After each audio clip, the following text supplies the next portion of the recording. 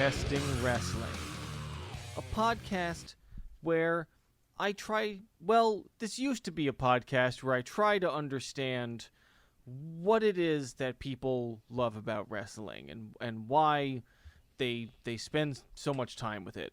Honestly, at this point, I've come to understand why it is. I still just don't care for it. So that's complicated. And yet, I remain friends with people who enjoy wrestling in what I think is very inspiring. I think I'm a real thought leader in a divided America, where I'm maintaining friendships with people with whom I have arguably intractable differences. It's almost a miracle when that kind of thing happens in America today, and I'm not going to get too far into the reasons why. If you live anywhere around here, you've heard about it. So this podcast, really, it's a beacon of peace to everybody all around the world. And I am Dr. Ben Abelson. I'm a professor of philosophy at Mercy College and also a beacon of fighting. So on that note, where we have acknowledged that I'm a thought leader here, unless I already said that, we just had some technical issues, but you, the listener, due to the magic of technology, have perceived no passage of time whatsoever. So, Doc, why don't you introduce yourself? Yeah, well, my name is Doc Diamondfire. I've been involved in pro wrestling for about 13 years now or so. I've kind of lost track. Anyway, I've done a little bit of everything backstage, a little bit of everything in front of the camera. I'm continuing to do a little bit of everything. I'm teaching history at the T2T Wrestling Academy in Brooklyn right now, a new school that's coming up. So I'm happy about that, keeping myself involved. And I'm doing a bunch of other stuff too, but I'm not going to list all of it because it would take all night. Professor, who are you?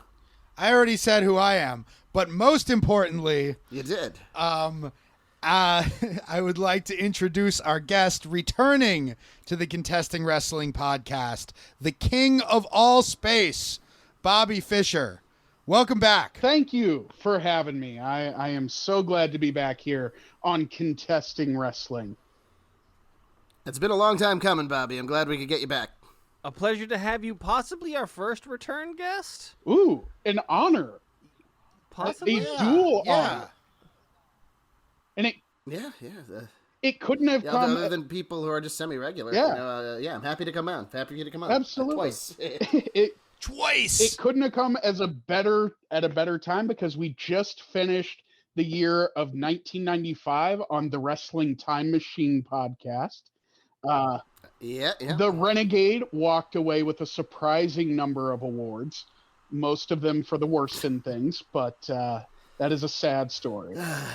Evan, the Renegade was WCW's bootleg Ultimate Warrior that they trotted out in 95. It is. Like they literally teased that they had signed the Ultimate Warrior, and then they were like, and here's our guy, and it was a guy in like warrior-inspired face paint with tassels on his biceps and long hair. Yeah. And that went about as well as you think it could. WCW seem to have a lot of off-brand characters, right? They seem to traffic in a lot of like, hey, you kids like this, right? Well, what if we had Gatman? They got sued for Arachnaman. Yeah, there's WCW's off-brand, similar to, but not quite legally distinct enough characters, is a saga unto itself, what with, like Doc mentioned, Arachnaman, the Juicer. You also have a Beetlejuice-style character. Yeah, and of course the sad saga of one Rick Wilson, aka the Renegade. Yeah. And like the off-brand shit went all the way down to the theme music. Yeah. Right? They'd be like, oh, DDP needs a theme song. Let's make something as similar as to Smells Like Teen Spirit as we possibly can without getting sued. Mm-hmm. And Raven had an Even Flow knockoff. It's funny, both of those themes... Both of those themes were mostly scrubbed from the WWE Network versions because they determined them to be too close to the originals, and they had to record more. They had to record new, slightly less inspired versions of those songs for their archive footage. I guess the standards have changed in 20 years? Yes. 30 years?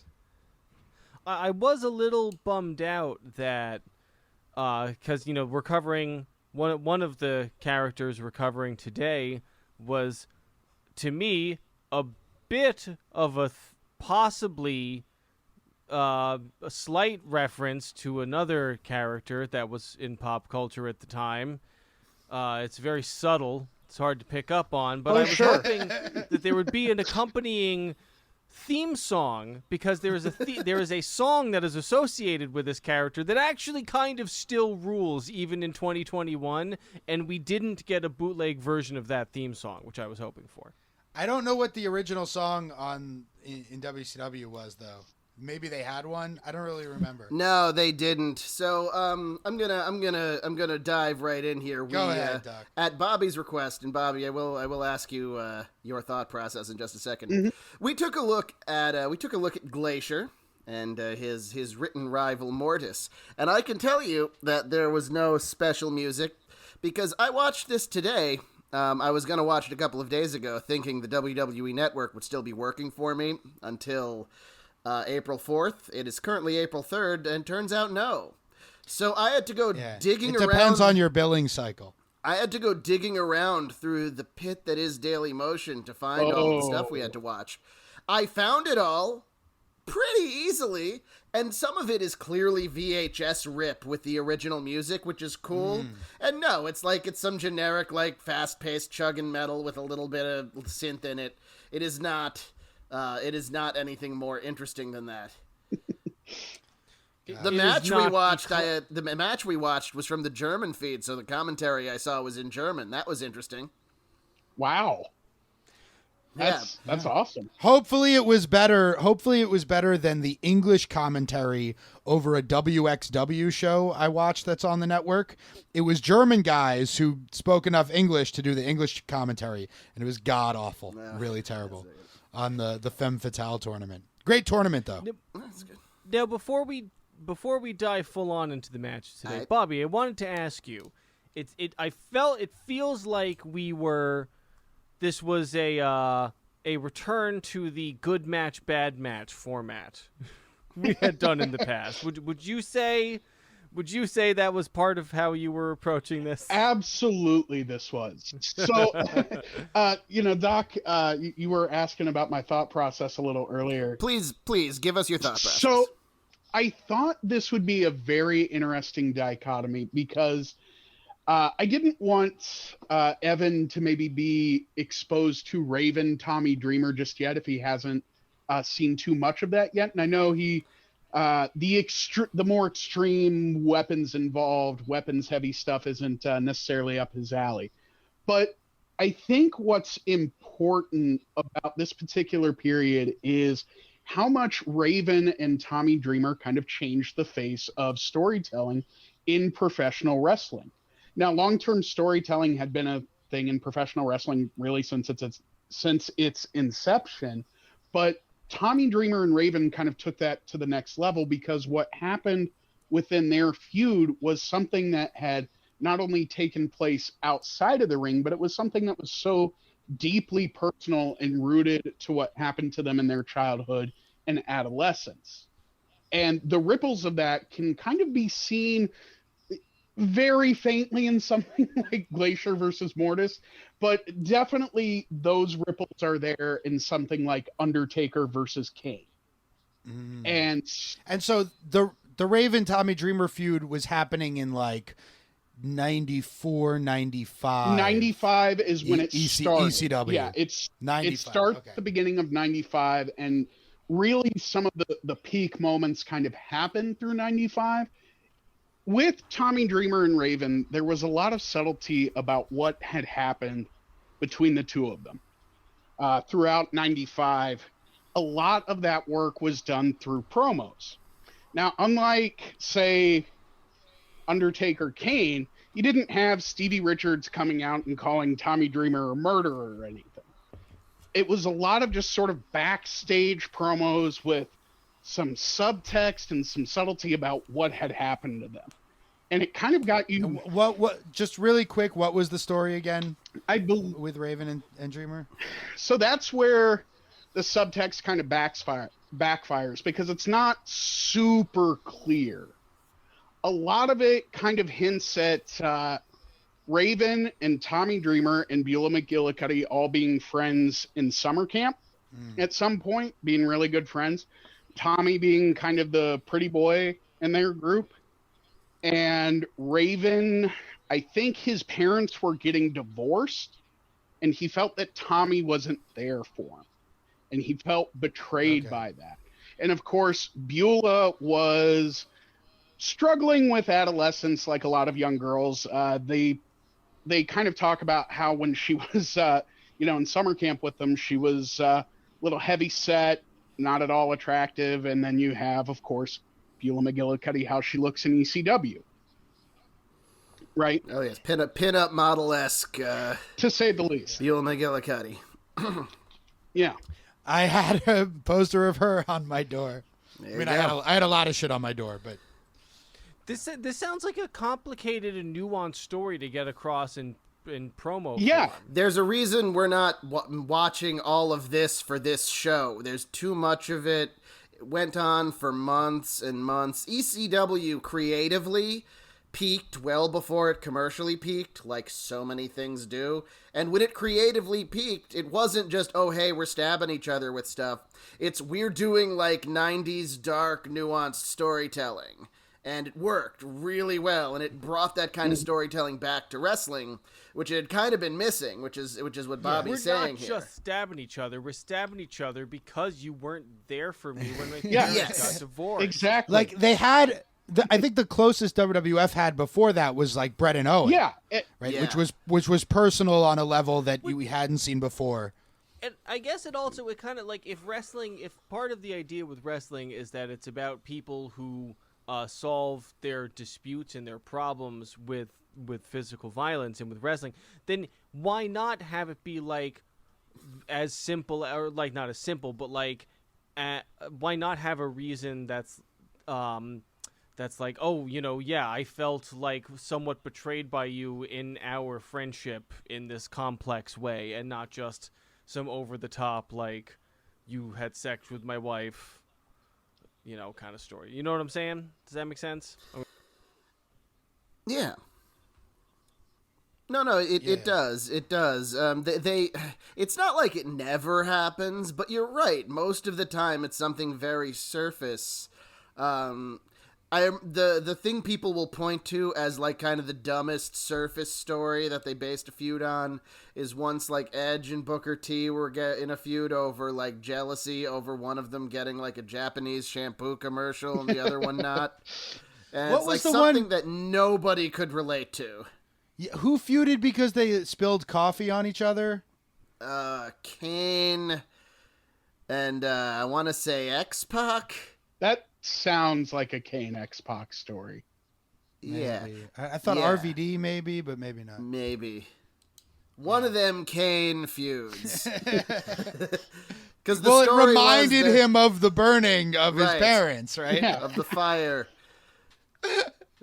Oh man. All right.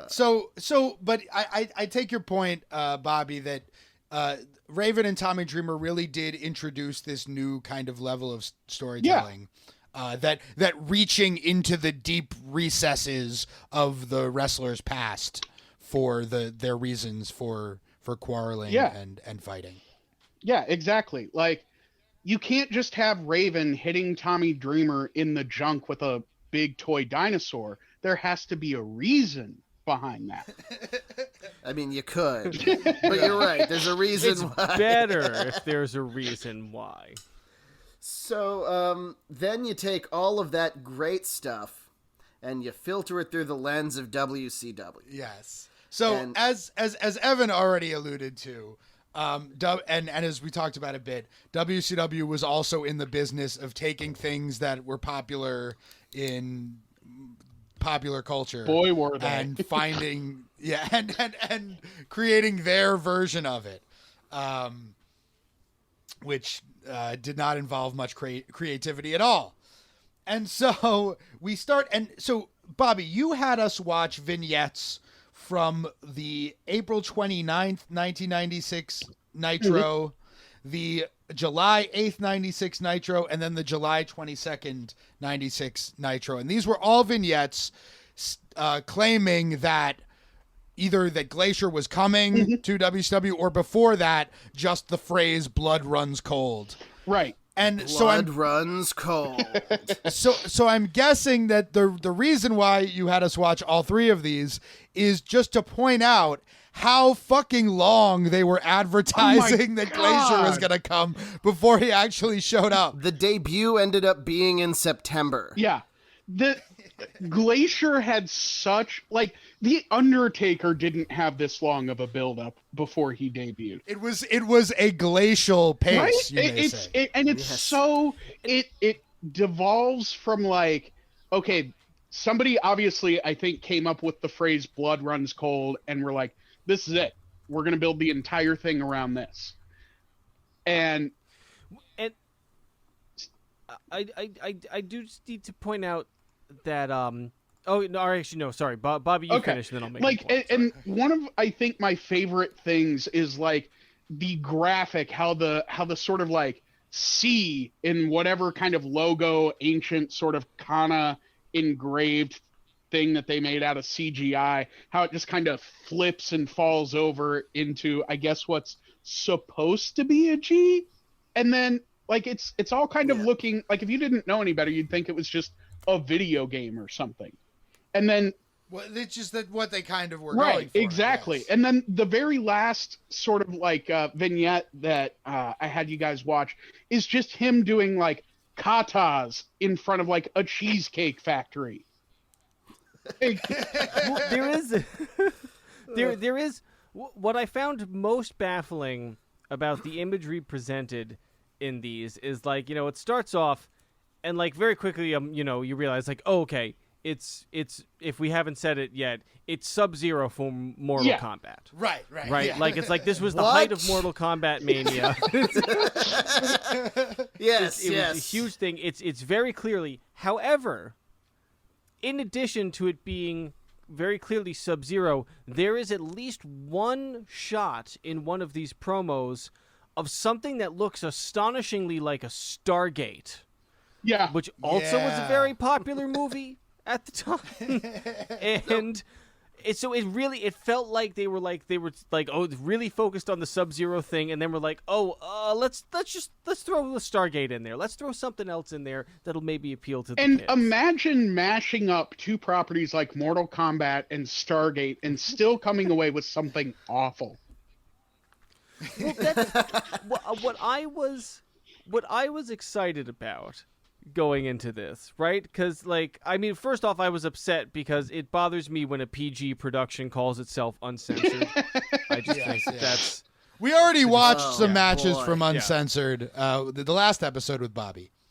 but I appreciated that, you know. So it starts off, and then he's fighting a guy who I guess a little less like Scorpion than this guy is like Sub-Zero, but that's still sort of the. Well, but before we get right to Mortis yeah. and this match, because Mortis, this is kind of the point of this. Mortis was made specifically for Glacier. This whole blood runs cold thing was kind of a victim of its own ambition. Like, it started getting, I know a little bit about this, you know, they started developing it at the end of the previous year behind the scenes in WCW. You know, Bischoff was trying to, you know, capitalize on Mortal Kombat, which was big, and like DDP was one of the creative guys behind it, according to an interview I saw with James Vandenberg, the guy who was the manager of Mortis. The problem was, just as they started putting together this thing that would not be out of place in 1995 WCW, the entire wrestling business changed. The hottest thing became the NWO. All of a sudden, everybody was using their real names, and everything was like a shoot. And then out comes Sub-Zero for Mortal Kombat after 6 months of vignettes. And you know what he was doing the whole time? He's a martial artist, and he was training on how to do that and not, like, hurt people. So which He was a martial artist. yes, yes. Okay. Because, I mean, this is getting a little bit ahead, but the wrestling to me comes off as two very well-trained wrestlers trying to make it look like they're doing martial arts. They rehearsed stuff like that. This was supposed to be a much bigger angle, but by the time it started, it had already started and stopped so many times that it was as ridiculous as, well, you saw it. But yeah, okay. It's Right, his foil here, the skull bedecked Mortis, was, he was pretty evil He's looking. got the staff with the skull with the jester hat on. yeah, like Yeah. That was kind of the cool. the whole thing with that I find really interesting about this sort of dichotomy, and I think this one note I took in the middle of the Undertaker Kane match we watched really kind of sums it up. Watching and comparing Glacier versus Mortis to Undertaker versus Kane is like comparing an elementary school play to an actual cinematic production. Like the wrestling and even just the storytelling, like Mortis is supposed to be Glacier's built-in rival. And I can tell you, as somebody who has watched all the Nitro from 96 and even some of 97, before we started like the Wrestling Time Machine podcast, there is no build-up for Mortis on Nitro at all. That basically the first you ever hear of James Vandenberg and Mortis at all is uncensored. Wow. They give you Yeah, they give the audience no reason to care about him.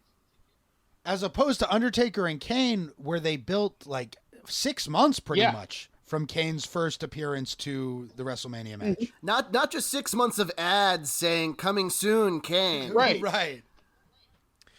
And one of the most anticlimactic things that happens just watching this, like I can't imagine what it must have been like watching it live, but when he takes off his mask early in Glacier. the match, that's a terrible fucking move because he has like this like fairly like fun looking like Sub-Zero mask on, and he takes it off and he's really just a guy. Like he is the most generic. Like it's such a step down in intensity when he takes the mask off. I've met Glacier, in my travels, and I'll say the same thing about him that everybody says about him, is he's one of the friendliest guys you'll ever meet, and it just comes out of his face. He has the kind of personality where you feel like you can just go over and say hello, and he'll be like, "Hello, it's good to see you. I'm happy to be here," And it's like, oh yeah, and that doesn't do well for like badass icicle killer. Yeah. I can second that, by the way, Doc. When I was the minister for my dear friends Sean and Jen's wedding, Glacier was on the card for that wrestling Oh show. yeah, cool. And I met him backstage. Super fucking nice. Was very laudatory of my performance. He told me, he's like, "Hey, if I ever get married again, I want you to officiate it." His wow, name's that's an Ray. Yeah, like Super cool guy. Super like to cool. kind of build off what Evan was saying about this whole like he's just a guy thing. And I'm sure Ray's a very nice guy, in real life and everything. But like right at the beginning of the match, like Mortis comes out, there's that cheap kind of knockoff mortuary dark organ music for him, right? Comes out, gets all his stuff taken off. We don't know who this Mortis character is, but he looks dark and menacing. They ring the bell. He gets right up in Glacier's face. And because it's Canyon, in the most New Jersey accent he can. Queens. Yeah, like Queens. Canyon is from he's Queens. just like, "What the hell was that? You suck." And he just like spits on him. And it's just like, it's so far removed from the character he's trying to play. It completely takes you out of it. And then they start doing the staged martial arts. Yeah. But yeah, so by the way, Canyon also we have some personal connection to. Evan, our friend Erin from high school, her dad knew Canyon. He was friends with someone he worked with, and he used to watch the pay-per-views at this pool hall in Queens that we would sometimes go to watch pay-per-views or Raws or whatever. And then unfortunately Kenyon passed away shortly after the last time we saw him there. But I want to say also on the mask thing, Evan, this speaks to something that Doc was saying earlier about how, you know, this was this transitional time in wrestling where they were going to more of a shoot style of storytelling, and here was this goofy cartoon thing in the middle of it. The way they talk about Mortis's mask, like they try to pretend it's actually his face for a little bit, the announcers, but they're like kind of non-committal about it. So does maybe this is something we should get into later, but does Mortis also have power? Are they supposed to have powers? Not. Because it's announced that it's a martial arts match, which I was excited about. But Does Glacier's 1,000-year-old helmet have powers, or why does he have a 1,000-year-old helmet? Yeah, as far as what I've seen from Glacier and Mortis, no, they don't have any powers. And to kind of get back to something Doc was talking a little bit about the ambition behind this. The budget for Glacier's entrance was in the $100,000 range for all the fake snow. This was supposed to be a For the much snow? bigger deal. Yeah, for the fake snow, the lasers, all of it. Like, it cost them several $100,000 every time they did the full entrance.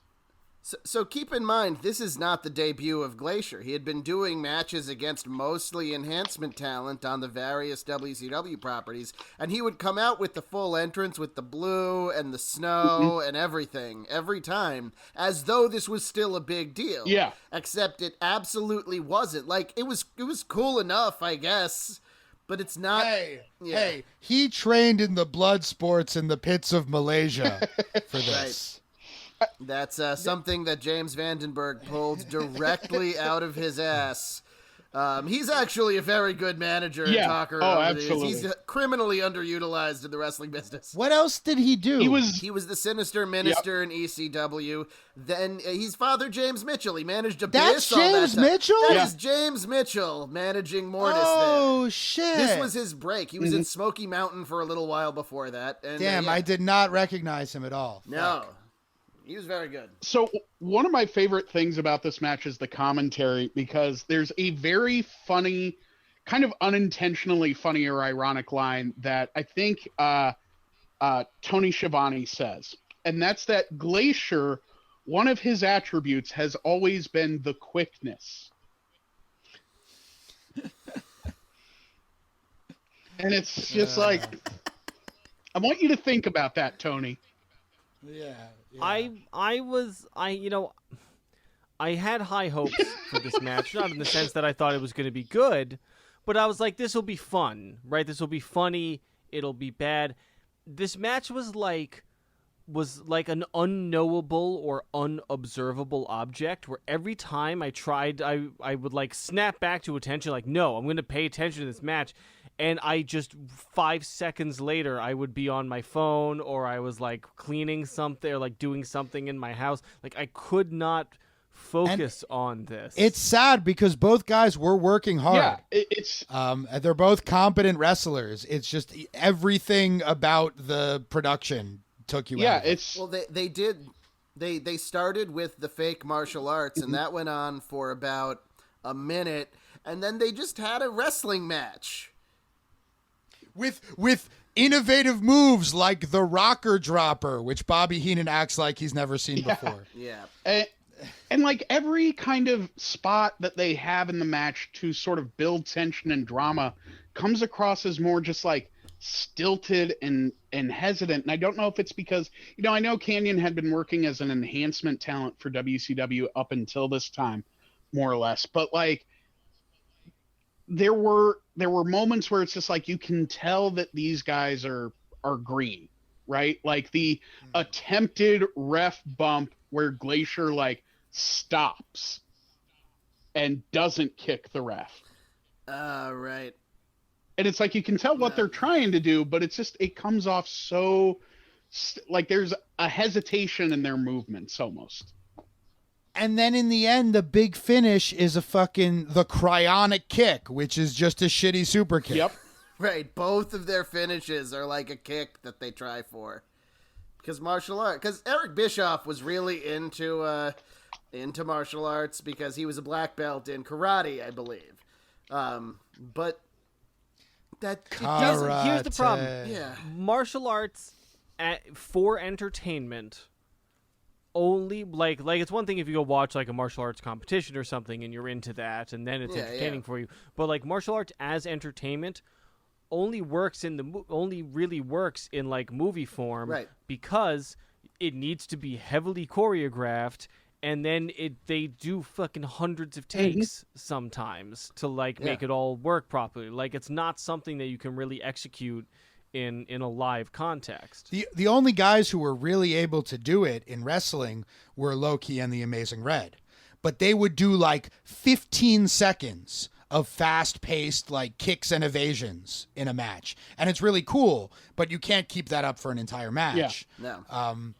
Whereas the idea with Mortis and Glacier was just, I guess, to like take that 15 seconds of cool shit, but do it really slow and stretched out. I mean, Well, even did you I guys haven't watch WMAC Masters, which was on? Oh, at the yeah. time? I was very No. young when that was on, but I do know what that is. Yes. There's a YouTube video that's just one video that's the entire series that's like 7 hours long. And they did like worked martial arts matches for a worked title. And it was great. It was a fun, Saturday morning show, but it's television production is the thing. Like Ben was saying, like they did, multiple takes and heavily choreographed the whole thing beginning to end. That's not how wrestling matches generally go. Yeah. You can. Sorry, Evan. You go ahead. Oh no, I was just gonna say very quickly. Even in something like I guess MMA, which is like probably the most popular form of entertainment-oriented martial arts kind of that's out there. It's like you have people doing strike exchange. I haven't watched a ton of it, so I don't really know what I'm talking about here, but I'm going to pull this out of my ass. You have people doing a lot of strike exchanges, but I'm under the impression that the excitement comes from the grappling. The real tension comes from the grappling. Yeah, you don't get a ton of striking because if someone really has an opening where they're able to strike the other person cleanly, like they're going to knock them out. Yeah. Yeah. You're right though. The tension specifically is when there's grappling because like big fans of the sport will see the incremental movement of the guys' bodies and like, they're both on the ground, and to the uneducated eye it's like they're just hugging on the ground. To the educated eye it's like, the guy on top is slowly moving down. He doesn't want to be moving down. He's getting into the guy in the bottom's guard, and then another inch there. Other guy in the bottom moved his leg a little bit, so to his the arm can educated wrap eye, they're hugging around tactically. yeah, exactly. The ref has to. The ref standard is somebody has to be defending themselves. What's the word used? Not logically. Defending themselves like visibly, or else the match has to be stopped. Consciously. Yeah, intentionally, yeah. something like that. Intentionally, that's it. Intentionally defending themselves, or either the match has to be stopped, or they have to be separated because they've reached a stalemate. You do get more exciting strike exchanges in something like K1 in kickboxing or Muay Thai. Sure. Yeah. But even then, I haven't watched a ton of that, but it's probably mostly blocking. Yeah. It's all about how little grappling you allow. The big shocker in the first couple of UFC events that were really no holds barred, there were exceedingly few rules, was that the winner was Royce Gracie, the Brazilian Jiu-Jitsu guy, and he took on all these martial artists, and he clinched them all and choked them out with their own gis or got his shoulder into their necks while he was on his own back. And sometimes it would take 20 minutes, and then eventually the other guy would have to tap out or pass out or something, and he'd win. It wasn't the most exciting thing, but once people realized that worked, and that actually could beat just about all these other martial arts, it was a very interesting change in the perception of what a fight looked like in America. Because people always pictured heavyweight boxers, but boxing is a very limited game. You can only punch, and you can only punch from the forehead to the waist and at no other part of the body. And even with wrestling, because I watched a YouTube documentary on Minoru Suzuki. Oh, yeah. And in the early days of Pancrase, of like shoot wrestling in Japan, he dominated. until the Brazilian Jiu-Jitsu guys showed up and started doing guard position, where they're on their back. And once they introduced that, a lot of people, including Suzuki, just couldn't adapt to that style and just got tapped out every time. And so it stopped being about getting your weight on top of the other guy, which is what wrestling always was. Yeah, and like it's usually frowned upon in most sports to have actual fatalities. Usually. You are correct, Bobby, with that. Yeah, it's not like synchronized swimming where it's accepted that like a few people are going to die every Olympics. The true blood sport, synchronized swimming. Look, I'm just saying, if one of those swimmers accidentally kicks you, I mean, their legs are incredibly strong. Oh, absolutely. So it really puts a lot of people down. Figure skating. Have you ever seen how they fucking flip in the air and shit? If the dude doesn't catch her, freaking there's gonna be some cold ass blood splattered on that ice. And like this whole match, you know, kind of getting back to the actual match itself, like everything that they do, you know, even apart from like the mixed martial arts, lacks a level of impact. Like there's a point in the match where Glacier gets up on the top rope, I believe, and Mortis stumbles back into the ropes, and it's supposed to be a spot where, well, him stumbling back into the ropes causes Glacier to kind of fall on the turnbuckle, lose his footing and everything. And even that, like, you watch it and you're just like, he didn't back into those ropes hard enough for Glacier to have felt it. Yeah. The power plant was a bad wrestling school. It really was. It turned out a Not lot in of that guys it was were bad at teaching you how to wrestle, in that they taught you how to do bad wrestling. Yeah. Yes. And that's why Goldberg. Right. Oh, there you go. That explains it. Oh, a lot of the guys that came out of the power plant just weren't very good. Speaking of not making an impact or being very good, we should mention that at the end of this match, Wrath, the former Adam Bomb, comes out. And So to they the introduce- excitement of no one. They introduced the main villain for Glacier, and then immediately they introduced the secondary villain for Glacier. Would have been so much more effective if they really built up Mortis first, and then Mortis has a friend. But This is where I thought that they displayed Mortis having powers, because there's a moment where it looks like Mortis is mind controlling the other guy into slamming Possibly. Glacier. yeah, maybe. Am I not right? Like, I wish I had the clip lined up, but I don't ever want to see or think about it again for the rest of my life. I didn't pick up on that. My whole note during Wrath coming out was like, boy, Adam Bomb sure looks cool as Wrath. Oh, he took the helmet off. Well, he's just a guy. There he is. And there you go. Yeah. It's a recurring problem here. I will say if we're about ready for a segue, Sure. in terms of being just a guy and underwhelming stuff, our good storyline that we're covering today, I felt was extremely undercut by one of the major players having to do a lot more acting than he should. Oh, yes. And having to do a lot more actual talking than he ever Not should his have. strong suit. Oh my god. And, like, I was carry like, the drama and the emotion of it. I got bummed out. I got straight up bummed out watching a lot of this Undertaker shit, Poor man. I'm gonna Mark. be honest with you. No, I'm right there with you. And I think he got better at that sort of stuff. Like if it had been 10 years later, it might have been a little bit better. But this was him going from barely saying a word in his promos to having to monologue. And yeah, it's rough. So the storyline we're talking about is the very first Undertaker versus Kane story, where Paul Bearer reveals the whole backstory of the Undertaker and the funeral home and their brothers. And yeah, It starts on June 30th, 1997. Paul Bearer has a secret of the Undertaker that he's going to reveal. As he's coming out, and Bobby, you sent me something about the background of this. As he's coming out, he is attacked by a female fan who frickin' goes for his legs and just tackles him. yeah. I was surprised they kept that in. Mhm. That wasn't a plant. No. I thought that was just there to demonstrate like how crazy of the Undertaker's fit. No, that was real. That was 100% real, and I believe, Wow. like Evan, to your point, like if they had wanted to do that, they would have acknowledged it on commentary.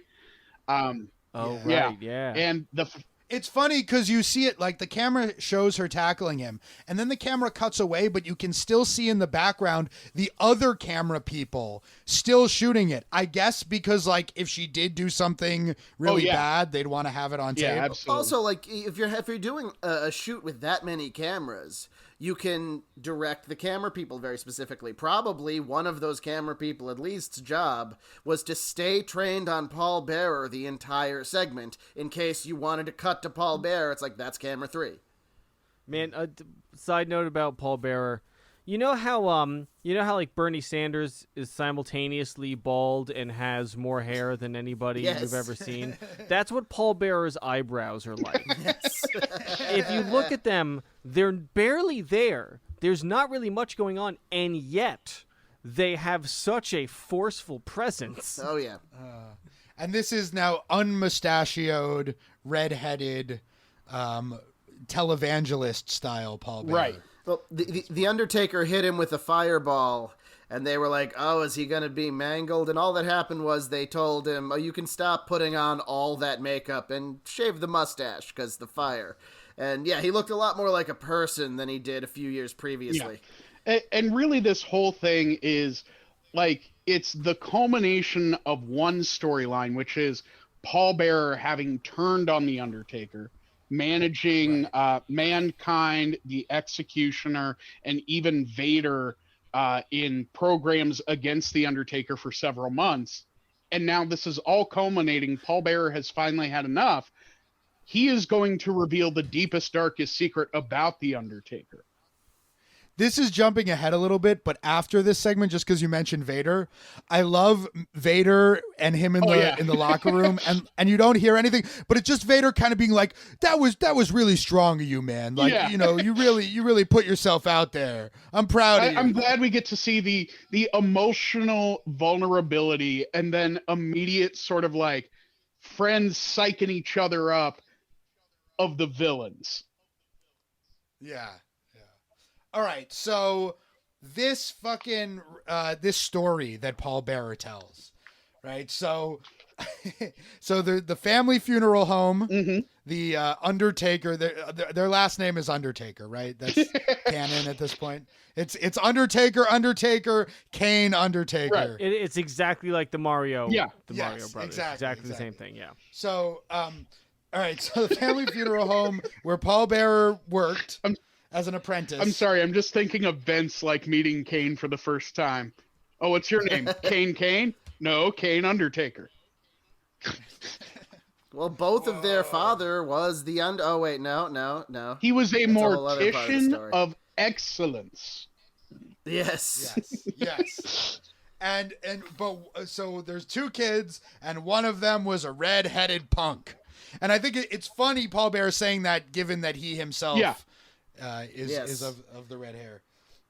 The kids were smoking cigarettes, and someone burned down the funeral home. He saw Undertaker, the red-headed punk, in the bushes, and so realized that it was him who burned down the funeral Right. home. You're a murderer, Undertaker. A murderer. You're a goddamn murderer. I'm going to reiterate, I know I've been on the record about this, but Paul Bearer just blows away every other non-wrestler character I've ever seen. At Pretty least. much. Like Yeah. I'll just he's a guy who can monologue into the camera for 5-6 minutes, and I'm in the whole goddamn it's time. true. He keeps the true. pace proper. He rises and falls. He keeps your attention. He doesn't repeat himself over and over again. He knows when to break the drama and then to bring it back. It's like it's excellent. Just excellent.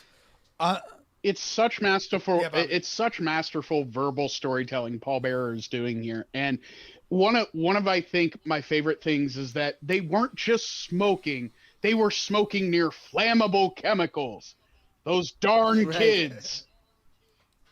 I felt like the implication too was that they were smoking, a popular, incredibly terrible thing that that youths will do is dip cigarettes in embalming fluid and smoke those. I've never heard of that. That's the. That I swear to God, look that up. That is a real thing that happens in the is people steal. I mostly know it because they mentioned it on 6 Feet Under, and then I looked it up back in the day. Bobby's when I like, watched that, I know and what it's I'm real. doing next weekend. Yeah, so I don't know that that was the implication that I got, was that they were doing that. So in response to Paul Bearer's masterful storytelling, we get fucking Undertaker, confirming the story, but saying that it was Kane who had the liquids. The one thing I was confused about here was the father sends after they get caught playing with matches and punished, he sends Undertaker out to do his chores. What were his chores? Well, like outside in the woods? Mowing the lawn? I don't know. Yeah, I'm thinking like it was probably a large estate, being a funeral home up on a hill. And yeah, he probably had stuff like some yard work, lugging tanks. Dusting. Yeah, lugging tanks of flammable chemicals back and forth like you do. And Undertaker is telling all this from the goth locker room, of course. I feel like this question that Ben is posing once again is telling us more about Ben's employment history than it is about anything. and where I've lived in my life too. Like I never lived on an estate, or anywhere.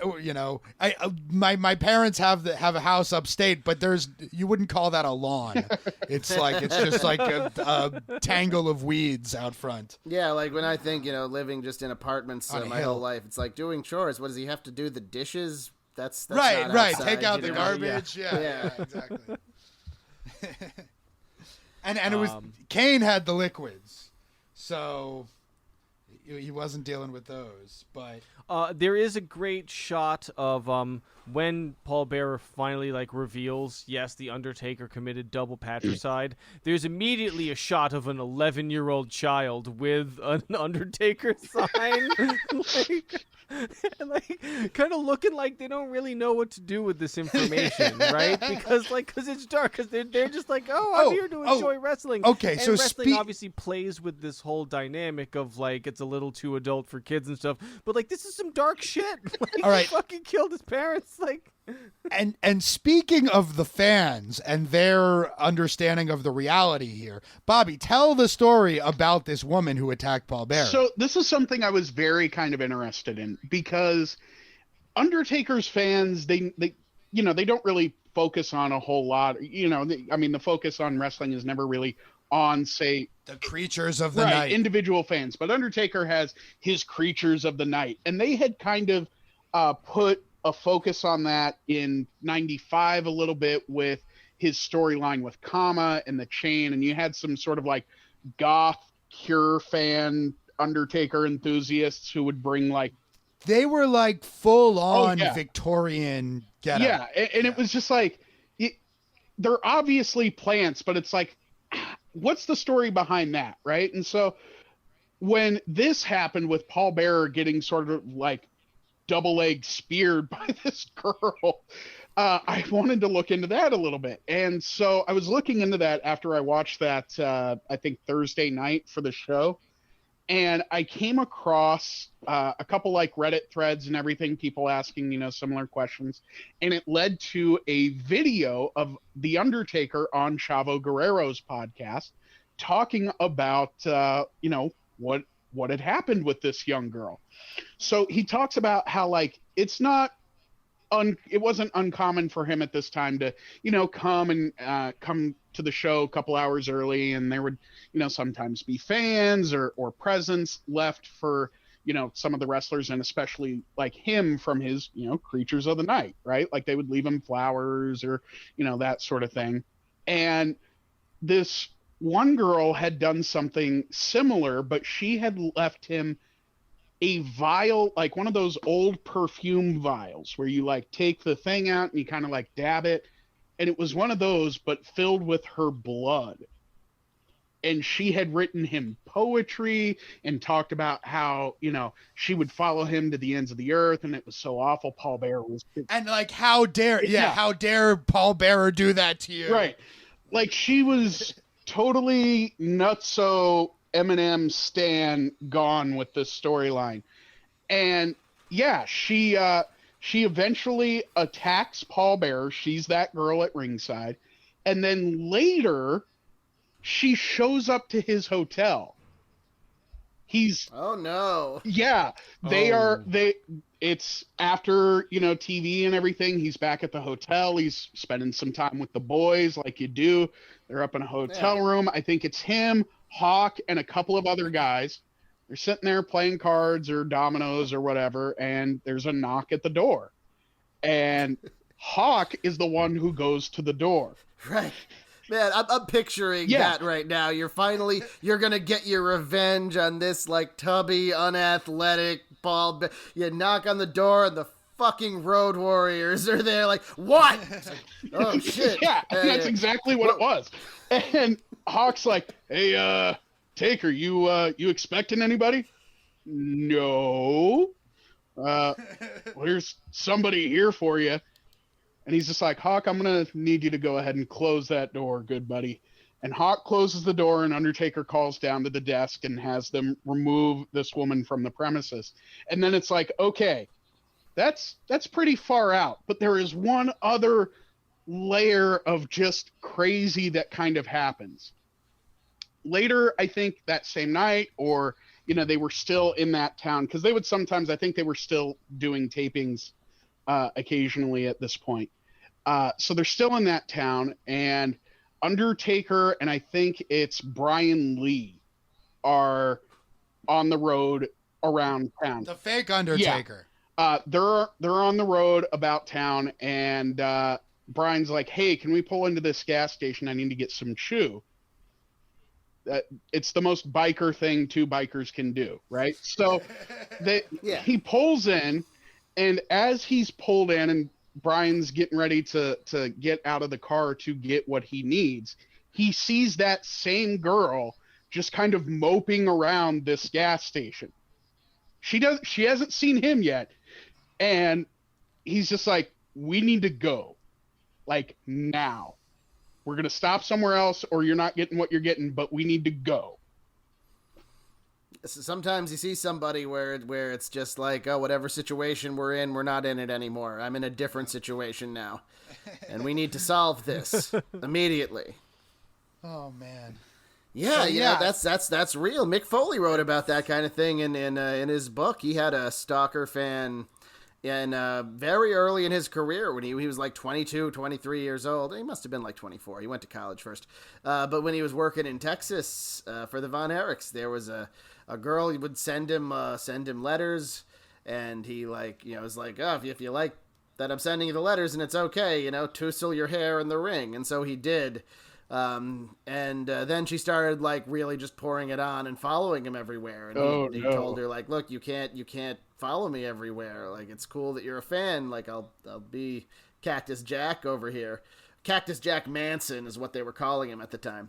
And then she sent him a letter saying that Cactus Jack Manson had killed her, and it was a heavy implication that it was a suicide note. So he called the morgue, and he called the police, and there was no reports of any suicides or whatever. And then he called the office, and they found her, and they told her on no uncertain terms, like, you don't harass our wrestlers or we're going to ban you from the Sportatorium. And she shut up immediately because she wasn't about to give up wrestling. And, but with something like that, you don't have to be cruel about it, but you do have to be firm. You have to be like, Boundaries. this is inappropriate, Not and this is acceptable. why. Yeah. Yeah. It's like, I know like soap stars get this kind of thing too, where like the fans mistake them for their characters, but there's something about wrestling that really does kind of welcome Yeah, it. and I mean it's something that goes back like years and years and years. I mean, Freddie Blassie had acid thrown on him by a fan. Ugh, yeah. Oh, Jesus. I know a guy who was a friend of my mom said he used to go to the Garden when he was a kid in the 70s, and him and a friend one time jumped the rail themselves to throw salt at Mr. Fuji when he was one of the tag team champions. And he said that they were grabbed by security immediately, and it was just shouting at them, no, it's fake, and the salt is fake too, because it's baby powder. You actually throw salt in somebody's eyes. It burns, and you have to stop doing it's whatever not you're good. doing. And it doesn't also look probably like doesn't a look as- cloud. yeah, It looks like a bunch of particulate falling to the floor. The stage salt is like a powder that then you shows on your, well, you get it. Yeah. I think 3 examples is enough. Now, we didn't show everything that happened in this feud to you, Evan, because No, again, but we did show a couple more things. it's months and months worth of Yeah. stuff. But yeah, go on, Ben, with what we got. So the next segment was October 20th, 97. And this is after Kane has shown up at the first Hell in a Cell match. And we get another promo with Taker where, just like Brett had with Owen, he refuses to fight his brother. So what was the thought behind us watching this promo? Ben? So the thought behind this was the reveal of the fire originally in June was just that this had happened in the Undertaker's childhood, right? And this was the sort of reveal of Kane, but nobody at this point had any speculation about, like, okay, nobody survived that fire. It's just the Undertaker, right? And the months leading up after that, that's when Paul Bearer had started to claim Kane is alive. And everybody had been kind of doubting him, calling him a liar, like, no, he has to have died, right? And, of course, Bad Blood happens. Kane comes out, interrupts the Hell in a Cell match. We did watch that one. Right. That was the Hell in a Cell with Shawn Michaels, Exactly. the debut of Kane. He tears the door off the cage. Right. And this is something like Vince, like I think Bruce Pritchard has talked about this a lot on his shows, where Vince is just not a proponent of brothers fighting for whatever reason. And and I think that's why we get this kind of build with Undertaker and Kane, is because he's never been a fan of that. He never sees the value in that storyline. Fight the rest of your family, sure, but brothers, no. Despite like Brett and Owen Yeah. being like the greatest rivalry they've ever had. Exactly. And Undertaker Kane being a good one too.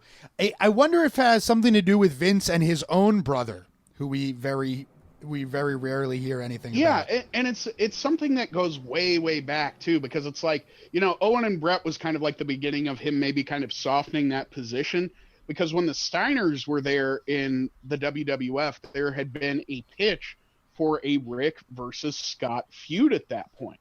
And they had, Vince put the kibosh on him. He's like, no, brothers don't fight.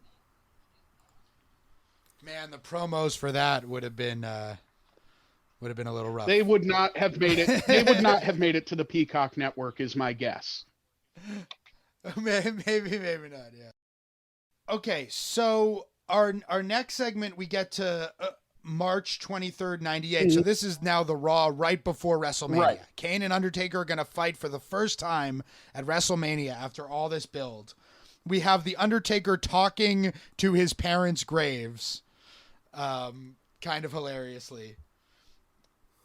But most interestingly, we have the promo with Kane in the ring where it's revealed that he has the same powers as the Undertaker, and he shoots several bolts of lightning. The best one was at the announce table. Yeah. That was Yeah, actually yeah. a pretty cool FX job there. And then the one where he lights the cameraman on fire is pretty good too. I feel like for a while there, it was very in style on television to do the guy in the fire suit bit. Yeah. Yeah, And this is when they did that. I would concur with that. Yeah. This is really the most supernatural. I mean, I guess up until The Fiend, but this is like pretty much the most supernatural that WWF has ever gotten. Well, there was that time that Vince Well, wrestled yeah, God. yes. That's true. And there was when Papa Shango made Ultimate Warrior ooze blood, black bile or whatever. Yeah, the yeah. fuck Much that like The was. Fiend is doing to Randy Orton now. Yeah. Right. And we can all agree there is a supernatural element to Kane killing a gorilla mascot. Yes. Yes. Oh yeah. So the I didn't even think of that. No, they were Wait, what? Nitro had that mascot, right? What, Wildcat Willie or something? Oh, Wildcat Willie. I wasn't really blown away by the wrestling that then follows all these segments. Oh yeah. So WrestleMania 14, this match is we've watched one other Undertaker Kane match, the one from WrestleMania 20, which I think as a match might be better. I mean, Kane had a lot more experience by then. They had wrestled each other many times already by then. This is just the first one. It's in a tough and spot yeah. with that because there's so much build up for the match, but then they have to have a little restraint because they're going to do several of them. I think the big deal in it is in the finish when they tombstone each other, and it takes several tombstones to finally cause the finish. I wanted to make a contrast to something you said earlier, Ben, how Mortis had, like, I think you said this, Ben, that Mortis had like generic kind of gothy music. Versus The Undertaker, which came out to like O Fortuna, and he had a clan of druids coming out waiting for him. Like, and it actually looked really cool coming to the ring. And then Kane with his fire and the red. The presentation is just much fucking better. tombstoning Pete Rose. Yeah, Oh, well, that's a whole other story. I was into that. That I thought was really interesting because I thought, I knew of the Kane Pete Rose thing, but I thought it was just really interesting to have Pete Rose come out as the special guest announcer, get heat immediately as a heel. Kane comes out, kills Pete Rose, and gets over as a face seconds before the match he's going to be in as a heel.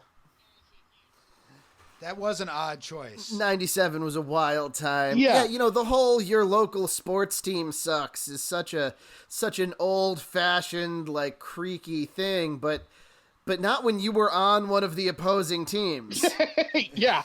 His first line is, Boston, last time I was here, we kicked your ass. It's like, oh no, Pete. I think it, like, part of the longevity of the Kane character came from the fact that people wanted to see him whether he was face or heel. Yeah. And he was capable of kind of doing something cool and yet still having heat. Because he was just cool, man. The design, the mask, like, especially this early version, he's a scary looking motherfucker. Yeah. It absolutely, like Doc, you mentioned, like, Undertaker comes out with druids and O Fortuna playing in the background, and it's like, this actually feels biblical, what you're about to see. Yeah. And I think as fans at the time, even though we're pretty young, and actually it's weird because I pretty much stopped watching around Survivor Series 97. So I saw the first part of this build up, but, like, I didn't see the payoff. But at the time, I remember thinking, like, Kane's not going to be that cool. Like, the people they trot out for The Undertaker, they're never that cool. He's just going to squash him. And, it's just like a thing for him to have a match at WrestleMania. It's going to be like Giant Gonzalez, and, we're all going to forget about it. Kane just, was far beyond any expectations. And he really delivered in a way that I don't think anyone was Yeah, he was really expecting. did. So, Evan, to your point, like, the wrestling was fine, but it was a little kind of slow and plodding. They definitely were, like, they were really taking their time whenever they did anything, which I think maybe was to the match's in-ring detriment. They did that one spot where Taker popped up onto Kane's shoulders. Yeah. And then they did kind of a sloppy face buster. The pop-up wasn't all that clean either, but he still did it. They're big guys to be doing lucha spots. Like Yeah, that. it's a very solid, like, electric chair spot for Do you guys have their any, size and weight. Any parting thoughts? And Undertaker fucking destroys the motherfucking Spanish announce table. You see Tito Santana and Hugo Savinovich go flying. More popular athletes should be assaulted on wrestling, I think. The Undertaker avenged Pete Rose. The Undertaker did avenge Pete Rose. Pete Rose would be back, and Kane would dispatch him once again the next year. It took 3 tombstones for Undertaker to put down Kane. They really protected Kane in that way because they wanted a satisfying conclusion to the build up to this match, and they had Undertaker win, but they protected Kane enough that they could continue the feud. Which is not what they did with Glacier and Mortis. Right. No. Glacier and Mortis, in long term, was a disaster. And yeah, like everything that pretty much in every possible way, the Taker Kane feud and match was better, was done more effectively than how the Glacier Mortis stuff was done. So an excellent study in contrasts that you provided us with here. It was Bobby. my pleasure. So this is where I plug our Patreon. We have a Patreon, patreon.com/contesting wrestling, where, for $5 a month, you get an extra episode every single week, as opposed to our normal schedule here where we put out one every 2 weeks. We do an extra one every week over on Patreon. So if you enjoy us, check that out. We really appreciate it. Thank you very much to our patrons. Bobby, thank you very much for coming on. Plug all your pluggables if you have anything you want to tell our listeners. Well, I will say, as a premium listener myself, that is worth every red cent. It is. Oh, thank you very much, Bobby. Yeah, Thank you Bobby's very been much. subscribing for a long time. He'll Yes. tell me, like, hey, this is, you heard this. And I'm like, yeah, you're listening. Thank you. It's the stuff I do. You can follow me on Twitter at Space King Bobby. I host 3 separate podcasts. Nerd Fix Strangers, where we talk modern wrestling, comics, movies, pop culture, what have you. I also host the Wrestling Time Machine podcast, where we go back and we watch old wrestling, which is currently, we just finished the year 1995, and we had our 1995 awards that we did, and we're figuring out how the move to Peacock is going to affect the show. So that'll be fun. Cool. And then Very cool. Yeah, we're figuring that out. yeah, and I also am a participant on Pokemon Mind and Body, an actual play Pokemon tabletop RPG podcast with original characters in an all-new original region. Cool. And I guess as Hopefully we sign they're- off here, we can say farewell to I the imagine old their version interface of the will WWE be network. Yeah. Not better, And we will just hope for the best confusing with and this difficult in a Peacock, different way. the Peacock era. Peacock era. It matters even less if they put out good Oh, it's going programming. to be good. There are some wrestlers who I think could do well on Star Trek Discovery. I'll give them that. But Yeah, Yes. Probably. I can't wait for Roman Reigns Bobby, to thank you spear so much. Michael Scott. for visiting, you are always welcome. I predict you will be our first third time guest.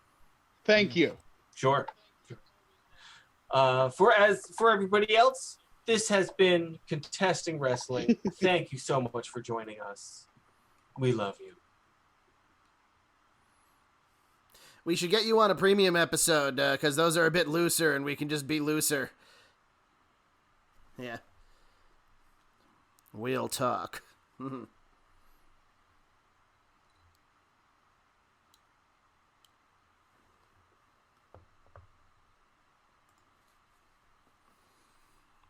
Peas.